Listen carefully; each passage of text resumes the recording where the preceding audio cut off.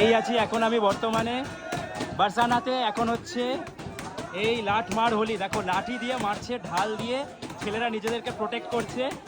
কি অবস্থা, দারুণ একটা এক্সপিরিয়েন্স।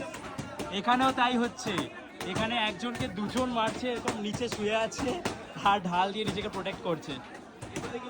এই দেখো,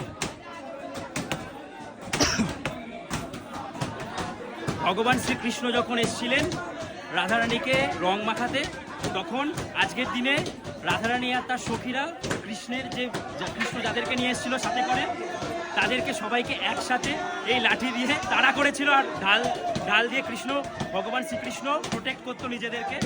দেখো একবার কি হচ্ছে। তো সেই রীতিটাই কিন্তু এখনো চলে আসছে, এই যে লাঠি।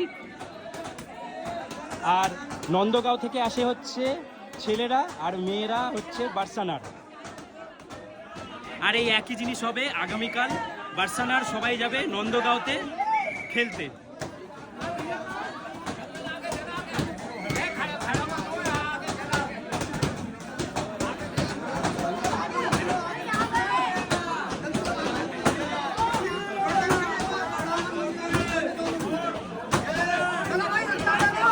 পুরো ভিডিও ডিটেলসে দেখার জন্য নতুন টেস্ট ইউটিউব চ্যানেলে যাও আর ইনস্টাগ্রামকে ফলো করে দিও।